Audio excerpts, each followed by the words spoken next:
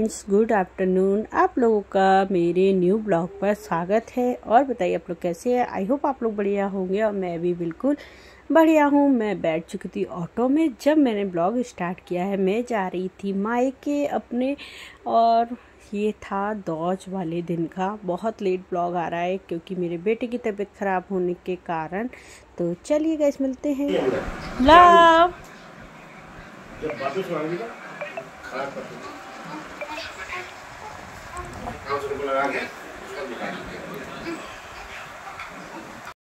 ये है मेरे मायके का घर, जो गवर्नमेंट क्वार्टर है। कुछ टाइम बाद मेरे मम्मी पापा ये छोड़ देंगे क्योंकि मेरे पापा का हो गया है रिटायरमेंट। तो बस ये लास्ट बार मैं अपने इस वाले घर में गई थी। मतलब हमारा बचपन यहीं से बीता, यहीं से मेरी शादी भी हुई। तो बस पर मेरा जाना ऐसा हुआ है, माँ एक दिन के लिए गई थी, माँ 24 घंटे के लिए मैं मायके गई हुई थी क्योंकि वो भी बहुत ज़रूरी काम था, इसलिए जाना था। इसके बाद हम लोग निकल लिए थे विशाल मॉल के लिए। और इस बार मेरा मायके जाना और आना सच में बहुत ज़्यादा परेशान वाला रहा है कि ये वाला सफ़र हमेशा याद रहने वाला ऐसा सफ़र हुआ। कुछ अच्छा भी हुआ, कुछ बेकार भी हुआ। और सच बताऊँ, मायके जाने के बाद ना एक दिन बाद तो बिल्कुल मन नहीं होता। तो देखिए, हम लोग पहुंच गए थे विशाल मॉल क्योंकि मुझे न्यूबॉर्न बेबी को देखने जाना था, तो उसके लिए ड्रेस लेने थे। तो बस यहाँ पर वूलन अच्छा मिलता है विशाल वगैरह मॉल में। मैं तो खुद अपने काव्यांश की शॉपिंग विशाल से ही कर कर आती हूँ क्योंकि यहाँ बड़ौदा में विशाल मॉल नहीं है। उसके बाद ये है, शायद दूसरे दिन का ही होगा, हम लोग गए थे फिर मिलने बेबी से। पर मैंने वहाँ पर कोई वीडियो वगैरह ऐसा कुछ भी नहीं बनाया क्योंकि फैमिली के पास कुछ ही टाइम के लिए जाते हैं सभी से मिलने। तो मेरी मौसी के घर गई थी बड़ी, फिर छोटी मौसी के घर गई, पर मैंने वहाँ पर कोई भी वीडियो नहीं बनाया। उसके बाद मैं गई गोल्ड शॉपिंग करने। वो भी मैं आपको दिखाती हूँ कि मैंने क्या गोल्ड की शॉपिंग करी। देखिए, गहना ज्वेलर्स वाले का कितना सुंदर सजा हुआ था क्योंकि दिवाली के 1-2-3 दिन की बात थी, तो कितना डेकोरेट किया गया था। इसके बाद वैसे भी अभी तो गोल्ड की शॉपिंग करना आसमान छू रहा है गोल्ड। और जिस दिन शायद हमने गोल्ड की शॉपिंग की थी उस दिन भी गोल्ड काफ़ी महंगा था, पर वो लेना बहुत ज़रूरी था। तो फिर कहा चलो चलते हैं शॉपिंग करने। और ये है हमारे यहाँ का लोकल मार्केट, जो पुराने टाइप का मार्केट है, पर बहुत अच्छा लगता है। हम लोगों को यहाँ पर शॉपिंग करना अच्छा लगता है। और वो बात होती है ना, जो जहाँ रहता है उसे वहीं अच्छा लगता है। तो बस फिर यहाँ पहुँचे और यहाँ पर बहुत भीड़ थी। मतलब गोल्ड इतना महंगा होने के बाद भी शॉप पर भीड़ बराबर होती है। और मेरा मतलब शादी का गोल्ड यहीं से, मतलब मेरी मम्मी बताती है, मैं छोटी थी जब से यहाँ आ रही हूँ। मतलब अंकल थे, उनके पापा थे, अब ये भैया है। मतलब इतने टाइम से हम लोग इन्हीं शॉप पर जाते हैं। काफ़ी पुरानी शॉप है हमारे लिए। तो बस मेरे हस्बैंड यहाँ पे, मैं कह रही थी जल्दी कर लो क्योंकि काव्यांश रोने लग गया था। पूरा दिन हो जाता है, बच्चे भी परेशान। और फिर यहाँ रहते हैं तो कहीं जाना आना इतना होता नहीं है, और घर जाओ तो फिर तो वहाँ एकदम रेगुलर काम हो जाते हैं इस वजह से। तो बस यहाँ से मैंने क्या शॉपिंग की है वो मैं आपको घर जाकर ज़रूर दिखाऊंगी कि मैंने क्या शॉपिंग की, बस इसी वजह से। और आपको पता चलेगा आगे मेरे साथ कितनी बड़ी घटना घट गई कि सोचा नहीं था कभी। और ऐसे मेरे हस्बैंड से कभी गलती नहीं होती थी, वो गलती हुई है कि मुझे सोच कर भी अफसोस हो रहा था इतना ज़्यादा। बस ये अच्छा, उस कारण आरोही इतना रोई थी हद से ज़्यादा। ऐसी बुरी घटना हो गई थी।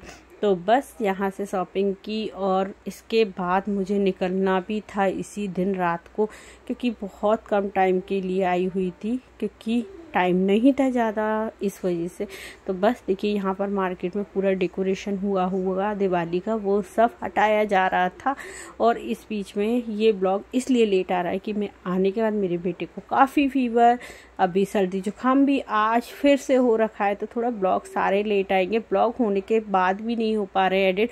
और दूसरा, घर से आओ तो मन भी नहीं लगता किसी कामों में, ऐसा लगता है छोड़ दो सब कुछ। क्योंकि फैमिली से दूर होना रहो तो पता चलता है, क्योंकि कहा जाता है ना, कहना और सुनने में बहुत अच्छा लगता है कि मेरा बेटा मेरी बेटी इतनी दूर है, पर जब रहते हैं तब पता चलता है कि दूर रहना फैमिली से सच में बहुत प्रॉब्लम होती है। और हमको तो सच में फैमिली, एक तो मैं अपने मायके से काफ़ी बड़ी फैमिली से आई थी, तो मुझे तो बिल्कुल नहीं अच्छा लगता है इधर इतनी दूर रहना। तो बस ये मार्केट है हमारे यहाँ का, और मार्केट में होने लग गई थी रात।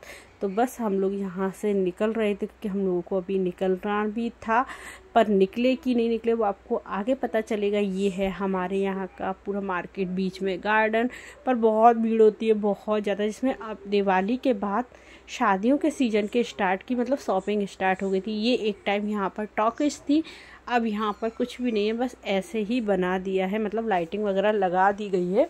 और ये है हमारे यहाँ का बाड़ा, मतलब जो शहर में ग्वालियर में इसे बाड़ा बोलते हैं। तो देखिए कितना सुंदर लग रहा था। और ये है नेकलेस, इयररिंग्स ये लिया है अभी, और लिए एक रिंग, 2 रिंग लिए हैं। ये नेकलेस है, इसके साथ ये वाली इयररिंग्स है, एक ये वो जोधा वाली रिंग है, और एक गोल वाला छल्ला, क्योंकि मेरे को ज़्यादातर गोल वाले छल्ले ज़्यादा अच्छे लगते हैं क्योंकि इसमें टाँका नहीं होता है। नहीं जाना क्या शिवप्रिया आपको? नहीं, बस मैं क्वेश्चन पूछ रही हूँ। शिवप्रिया ट्रेन पकड़ेंगे अपन, शिवप्री जाएंगे। Hello guys, good morning. क्यों नहीं जाना क्या दादी के घर? तो देखिए मायके से हो गई थी विदाई, एक ट्रॉली बैग लेकर आई थी, एक और यहाँ से लेकर जा रही क्योंकि मेरी काफ़ी सारी साड़ियाँ रखी थी क्योंकि मैं शादियों में आती थी। तो बस निकल रहे थे हम लोग घर से क्योंकि मम्मी को भी शिफ्ट करना है तो मेरे को भी सामान ले जाना ही पड़ेगा अपना। तो बस निकल रहे थे और बस स्टैंड के लिए वैसे मेरे घर के सामने से ही बस निकल के बस सीट नहीं मिलती। तो देखिए पहुँचते बस स्टैंड, बताते हैं आपको कहाँ से। देखिए ये आएगा कॉलोनी का आगे गेट, देखिए इसमें रहती है मेरी मम्मी, और जिसमें बस बिल्कुल सामने से निकलती है, पर सीट ना मिलने के कारण हम लोग बस स्टैंड पहुँच जाते हैं, वो ज़्यादा सही रहता है इसलिए। तो देखिए बस ये मेरे पापा का ऑफिस है, मतलब सब कुछ मेन रोड से ही है तो ज़्यादा दिक्कत नहीं होती थी। बस जा रही थी ससुराल, बिल्कुल मन नहीं था क्योंकि माँ 24 घंटे के बाद ही निकलना हो गया, नहीं रुक पाई ज़्यादा क्योंकि टाइम की कमी थी। बच्चों के साथ पढ़ाई वढ़ाई बहुत कुछ होता है, छुट्टियाँ इतनी नहीं थी इनको, मेरी बेटी की तो छुट्टियाँ भी चल रही हैं पर हस्बैंड की छुट्टी नहीं थी। तो बस निकल रही थी ससुराल के लिए। और इस बार का मेरा सफ़र बहुत गंदा रहा है, आते समय भी और जाते समय। आते समय मेरी बस ख़राब हो गई थी, तो जो मुझे 2.5 घंटे का सफ़र होता है वो मैंने 3.5-4 घंटे का सफ़र किया।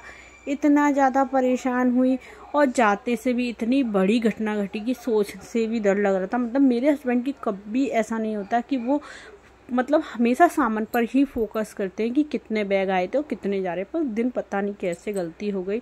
तो चलिए गाइस पहुंचते हैं।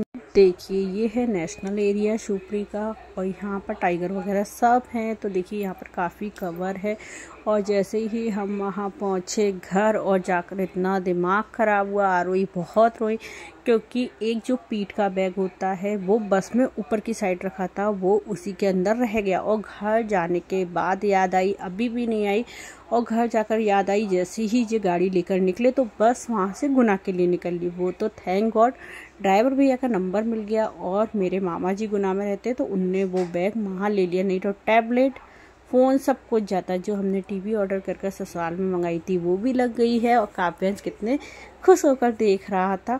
सोफे वगैरह के कवर सब फेंक देता है काव्यांश, तो आप उसको इग्नोर कीजिएगा। और फिर हम लोग गए मंदिर कि माता रानी से बस यही प्रार्थना कर रहे थे कि बैग मिल जाए, नहीं तो बहुत नुकसान होता क्योंकि आरुई का टैबलेट इसलिए उसको रोना, मोबाइल काव्यांश का सब कुछ चला जाता।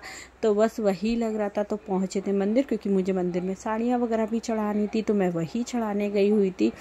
तो ये देखिए गोवर्धन बने हुए हैं, और ये मैंने साड़ियाँ चढ़ाई क्योंकि मैं मंदिर यहाँ आती हूँ जब भी आती हूँ। तो चलिए गाइस मिलते हैं नेक्स्ट ब्लॉग में, बाय बाय।